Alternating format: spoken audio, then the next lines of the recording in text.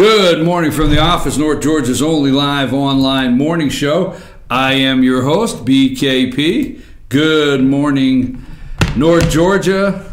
Hold on just a second. I'm looking for something. You know how I get. Everybody's ready for 8 o'clock. Every once in a while, I have to do something here. Stay with me, folks. I'll get this in a minute. Hold on.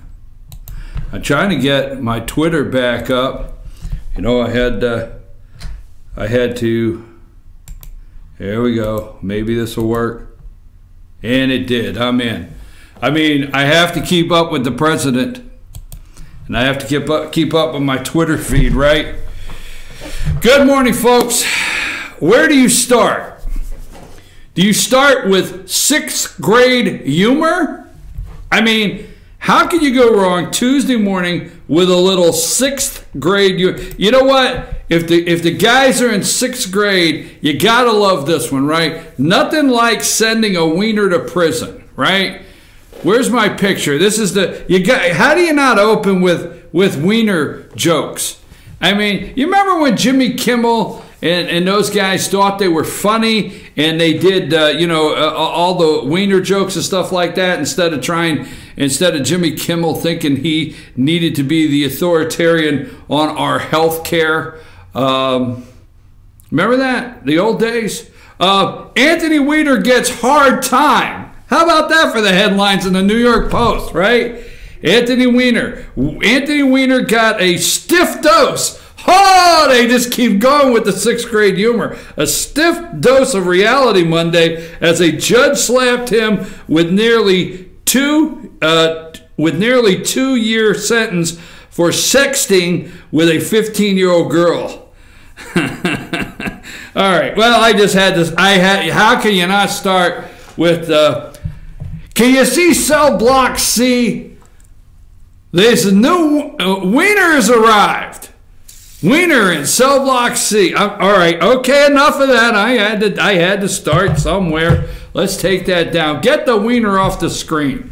All right. Hey, I tell you, at least somebody went to prison, right? I mean, somebody finally. So when this all narrows down, Hillary's not in prison.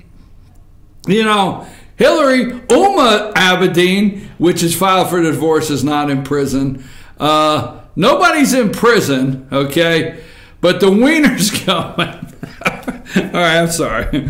All right, we're going to moving right along. Moving right along here, okay? Poor little John McCain, you know, we got to remember poor little John McCain is, Trump keeps trolling him and going after him, and everybody's all upset about poor little John McCain. But how about this? At 8:30, we're going to have Carla's Corner. At 9 o'clock, what did I tell you about Puerto Rico a year ago? Did we not go over a year ago? If you have been watching this show a year ago, okay? We started way before, I would say before anybody else really nationally started talking about Puerto Rico, we did. I'm going to tell you that, okay? And what did I tell you just last week? Did I say this was too soon? All the headlines said Puerto Rico lights out, right? Hurricane. And I came in here, what did I do? I came in here that morning and I looked at the camera and I said, I know it's going to be said too soon, right? Too soon. But I said, watch the recovery effort, the money go into Puerto Rico. Watch and see if bailout doesn't get attached. What I said too soon. Now the Twitter world has taken on Donald Trump because he was insensitive with bringing up Puerto Rico's debt. But I told you, what did I tell you? No matter who wins today, folks, down in Alabama, no matter who wins, Roy Moore or Luther Strange, Donald Trump wins. Now, they will make, MSNBC will have nothing to do tomorrow. Tomorrow, I can already tell you, tomorrow on MSNBC, I can tell you the lineup before we even get started. Okay? Tomorrow on MSNBC will be a dedicated half hour to how Trump is losing his base in Alabama. They turned on him and went for Roy Moore. Okay? That will be a good 30, 45 minutes. Same thing on CNN. CNN, all the left-leaning news networks will have, the establishment news will have major segments tomorrow that even Donald Trump's base has turned on him. Sorry about that. I think I'm gonna even Donald Trump's base has turned on him in Alabama. If he can't hold Alabama, what can he hold? What state? What is up for grabs now that Donald Trump's base is diluted? Okay? All right. Sorry, not there. It's not there. Don't worry about it. You got Sebastian Gorka down there in Alabama. You got Steve Bannon. You got Farage, right, down there. And I mean, you got Sarah Palin, Roy Moore, and you have the Trump base actually for Roy Moore. And you only have Donald Trump, which half-heartedly gave the endorsement the other night, but he did, and then Mike Pence. So get ready for tomorrow's show already on the liberal left. They actually can't wait for Roy Moore to win. Now, strangely enough, the left does not like Roy Moore. Obviously, they don't. They cannot stand this guy. Roy Moore is not in the tank up in the swamp. He will not vote. All right, for a repeal, a repeal under the mask of repeal, Obamacare. That's not true, like Rand Paul says. But anyhow, they're not in the tank for Roy Moore, but they can't wait to do a total segment on how Trump's base is diluted to the point that he's even lost Alabama. That's tomorrow's show. I know it. I already know what it'll be, okay? If you ever want to reach the show, you can get in touch with us at chief@FetchYourNews.com. That's chief@FetchYourNews.com. And also 706-889-9700 at FetchYourNews and at FYNTV. So you can get in touch with us there. You can always find our Facebook page, Fetch Your News, and find YouTube. Find us on YouTube, FYNTV, Fetch Your News. All right, that's another thing. Roy Moore, let me see what else I have today here. Bring up the NFL. We'll go through this quickly. Bring up Jerry Jones's picture, okay? So last night, Jerry Jones takes a knee with his players before the game. They lock arms, all this solidarity. Here's the only reason. Richie asked me earlier why the picture of Jerry Jones, where I'm going with that. I'm not here to just take a shot at Jerry Jones, but I will say this, okay? I will say this. Jerry Jones is among all of these billionaires. Okay, you're not. It's a $1 billion organization. You're not a $1 billion organization. Okay, if you're not a $1 billion organization, if that owns these NFL teams, this is billions of dollars of money you're messing with. Okay, Jerry Jones is one of many of these billionaires that's trying to do anything to save his brand, save his team, keep his multi-million-dollar players happy, you know, just on and on. That guy's just one of them. Now, he is in a $1 billion stadium, he's in a $1 billion stadium with his team. Yesterday, I brought this up. If you're upset with the NFL, how about this? NFL gets billions in subsidies from the U.S. taxpayers. Remember I told you that yesterday? I said yesterday in my opening monologue, I said, if you want to take on the NFL, what about the billions of dollars in tax subsidies and tax credits that the NFL gets? So don't let them tell you that NFL gets that they don't get it. NFL gets billions in subsidies from the U.S. taxpayers.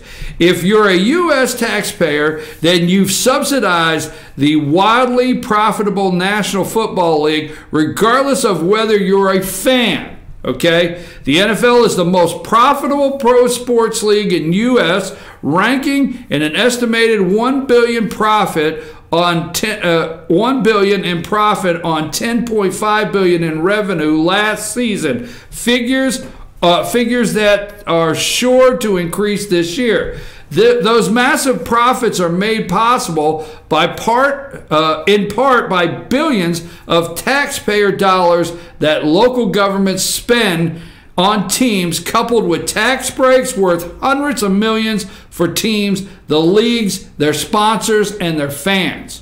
All right? So when you go out and you take that knee and you continue to tell me, the taxpayer, okay?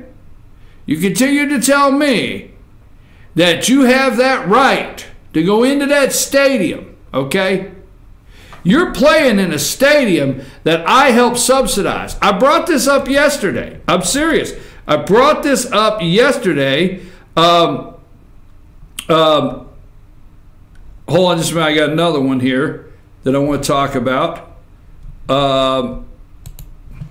USA Today. This goes back, and you know I did not like this. And I brought this up. Let's go to Georgia. USA Today, March 15th, 2016.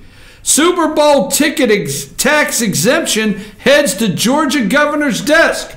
The Georgia Senate has approved a bill that would eliminate $10 million in state sales tax on Super Bowl tickets if the National Football League chooses Atlanta to host the event.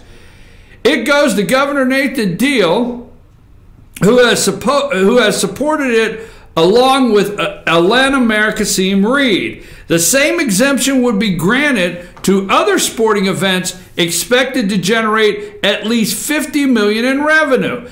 This includes all-star games for professional baseball, soccer, basketball, and national college tournament finals or championships. Okay? $10 million in sales tax revenue just so we can get the Super Bowl, just so these guys can get on a knee. Louisiana lawmakers use Saints anthem protests to threaten to rescind state funds. Several Saints took a seat during the anthem before Sunday's game against the Panthers. The Saints were one of several teams across the NFL to have players that sat or took a knee during the national anthem before Sunday's game against the Panthers. All right, they list there. The repercussions came on Monday when Louisiana House Representative Kenny Harvard seizing the opportunity to threaten to redistrict state funds away from Saints. Louisiana paid the Saints $85 million. The Louisiana paid the Saints $85 million to renovate the Superdome in the most recent rebuild. $85 million. Folks, you subsidize these billion-dollar stadiums. You subsidize these teams. You subsidize these players with your tax money, and I'm telling you now, I'm not going to go on and on about the NFL, but you have good reason to be upset. And they need to take their protest somewhere else, not in our taxpayer-funded stadiums, period. Moving right along. I mean, I didn't want to get into that too long because I don't want to spend a whole lot of time on that. There's a lot to go over today, okay? There's a lot to go over. This came out yesterday. if you're a U.S. taxpayer, when you're subsidizing the wildly profitable National Football League, regardless whether you're a fan, right? That came out yesterday. Those stories are out. It's hundreds of millions of dollars you're subsidizing for these people to take a knee in your stadium. Okay, let's get ready. I want to talk about this. Remember, I want to talk a little bit about Puerto Rico, okay? Now, what is September 30th, okay? Put September 30th up there. September 30th, okay. That's the last day for reconciliation, folks, okay? Let me go with Obamacare first, Richie. I'm not going to do Puerto Rico right now. But that September 30th is the last day for reconciliation. That means it's September 30th. The lie the Republicans told you about repealing Obamacare will be complete. They will complete the lie they said. They will complete the lie saying that they had a bill ready to go on the president's desk day one. That lie will be completed as of September 30th. Now, we already have, what did I tell you yesterday? We had to wait for them to yell CBO score. Had to wait for that. Millions will lose health care, okay? And cuts to Medicaid. Cuts to Medicaid, all right? That's the one that they stand on all the time, cuts to Medicaid. Put up the one that says CBO score. These are headlines all around CBO score headlines all around. CBO preliminary analyst of the GOP bill. Over the 2017 to 2026 period, the legislation would reduce the on-budget deficit $133 billion. People with comprehensive health insurance that covers high-cost medical events would be reduced by millions. I mean, we had to have that CBO score. And then put up Grandma Collins. I always call her Grandma. Put up Susan Collins. Okay? Susan Collins up there in Maine. Opposition to GOP healthcare bill. Sweeping reforms in our healthcare system and to Medicaid can't be done well in a compressed time frame. Compressed time frame? You had 8 years. How compressed could that time frame be? Compressed time frame, especially when the actual bill is a moving target. Senator Susan Collins. Okay, they're determined not to give President Trump a single win. Not a single win. They don't want one win for this president of the United States. I told you the repeal would not be real if let's just make it simple. If Ted Cruz and Mike Lee and Rand Paul, if some of these guys, not Susan Collins and Lisa Murkowski, if some of these guys are wondering or saying no to voting for it, then it's pretty much not a repeal. But September 30th is the reconciliation day. What does that mean? That means after September 30th, they can pass no more legislation this year under reconciliation. Those are the rules from Mitch McConnell. No more reconciliation. So we'll talk a little more about the healthcare repeal. Now, watch something that was said. You will hear fix Obamacare over and over. Remember Steve Bannon's exit interview with Charlie Rose. He said fix Obamacare. So that's what you're getting, folks, is what they consider fixing Obamacare. Don't forget that. I'm doing pretty good today. Do you realize how long it has been since I have found all 3 pairs of glasses on the same day? I have all 3 pairs. I found all 3. I found this pair in a box yesterday. I haven't all 3 pairs. So I don't have any good excuses not to be able to see what direction I'm going in. 9 o'clock, after Carla's Corner, 9 o'clock, folks, I had a long day yesterday, a long day. Jane Whaley wants to run for Blue Ridge City Council. So she goes up, fills out the paperwork to run as a candidate. Well, you know, there's some pressure put on Barbie Gerald to investigate her. So they had a hearing yesterday whether she's eligible. Folks, I was in that room with David Siphon. Oh, wow. I was in that room with David 10 o'clock yesterday morning until 5:20. 5:20 yesterday afternoon. They discussed Barbie Gerald. We're going to talk about that 9 o'clock. Barbie Gerald, the supervisor, the election supervisor for the city of Blue Ridge, has the biggest decision to make of her career, is my opinion. Of her entire career. Okay? Biggest decision. So anyhow, we're going to talk about that at 9. Who is driving this investigation again? Another investigation. Who's driving it? I want to ask the question at 9 o'clock. Is Police Chief Johnny Searcy and City Attorney David Siphon doing anything they can do? Anything they could do to save their jobs? Do they feel their jobs are on the line? Could they? I don't know. We'll talk about that at 9. Now, let's talk about Puerto Rico.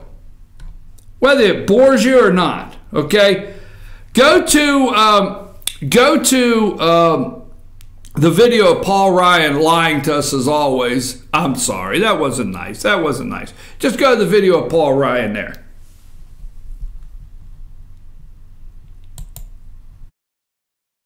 There is chaos occurring. Puerto Rico passed a law negating, arguably, their debt.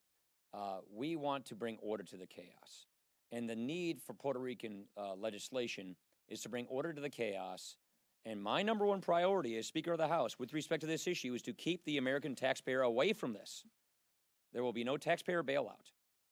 We want an oversight board, just like we did with the District of Columbia a number of years ago, to be involved to provide the kind of leadership and structure that is necessary for Puerto Rico to get its own fiscal house in order and to guide the kind of debt restructuring that is necessary so that Puerto Rico can continue to access the capital markets and keep the taxpayer out of this. That is our primary responsibility, is to protect the American taxpayer and to help bring order to the chaos that will befall Puerto Rico if the status quo continues going in the direction it's going. Okay, and what did that mean? So Puerto Rico, what, $70 billion in debt? They want to file. They want bankruptcy protection. They want bankruptcy protection against their creditors. We have how many states waiting to see what the federal government ends up doing with Puerto Rico, so they can just start dumping their debt day in and day out. The Puerto Rico Oversight, Management, and Economic Stability Act is a federal law enacted by the United States Congress that established an oversight board to process a process for restructuring debt. And the oversight board was supposed to go down there and actually manage the debt for Puerto Rico, okay? Now, here's another thing, all right? So, Donald Trump yesterday, okay, feds rush aid to Puerto Rico. This came out yesterday, Associated Press. Feds rush aid to Puerto Rico while Trump tweets about the debt. What did I tell you last week? The U.S. ramped up its response Monday to the humanitarian crisis in Puerto Rico, even as President Donald Trump brought up the island's struggles before Hurricane Maria struck, including billions of dollars in debt to Wall Street and banks, which sadly must be dealt with, is what he said. The Trump administration has tried to blunt criticism that has response to Hurricane Maria has fallen short of its efforts in Texas and Florida after a recent hurricane there. So watch what happens in Puerto Rico, folks. Now, we go down there and we send an oversight board. What is the first thing the oversight board does? Now, Paul Ryan promised you there'd be no bailout of Puerto Rico, right? He promised you there'd be no taxpayer money in Puerto Rico bailing them out. Puerto Rico governor, this goes in 8/4, this was back in August of the 4th day of August, Puerto Rico governor defies oversight board on worker furloughs.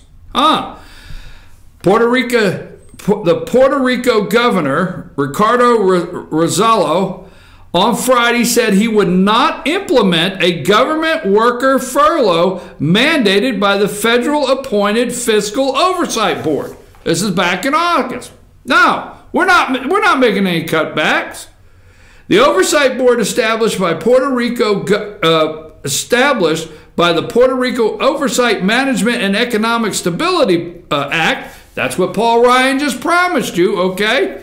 Stability Act was given control of Puerto Rico's finances. The board announced they plan to furlough governor workers for 2 days each month on Friday. The plan would exclude frontline law enforcement personnel, reported Reuters. But on late Friday afternoon, the governor said he will not accept or execute the furlough. He said the administration has defined as public policy the protection of the most vulnerable sectors of our society. I'm telling you now, watch the bailout of Puerto Rico. I mean, I have told you this for over a year. This came from another one back in, this was August 31st. Puerto Rico's Oversight Board is about to slash government workers' hours and pay, but the island's governor says he is willing to go to jail to prevent the furloughs. Let them go to jail. I mean, I'm telling you now. Look, I just want to highlight, watch what happens in Puerto Rico, because the healthcare, I call it the healthcare smoke and mirrors, okay? Watch the smoke and mirrors in Washington, D.C. Watch what happens in Puerto Rico with a bailout. I'm just saying, that's one things I want to talk about. 9 o'clock, we're going to go a little further into some other things that are happening around the globe. Yes, Richie? Can we just sell Puerto Rico? I can go with that. Get the sign ready. Put it out in the... I don't know. I don't know. The value went down 2 weeks ago. That was really insensitive, Richie. Really insensitive. Wrong, bad timing. Just totally bad timing, man. Well, we have a real estate guy. No, that's bad timing, bad timing. I'm your host, BKP. We're going to take a break, and when we get back, it's time for Carla's Corner. Get Carla in here, see what she's got going on, what we have happening here in the next couple of weeks. I'm your host, BKP. Take us a break, Richie.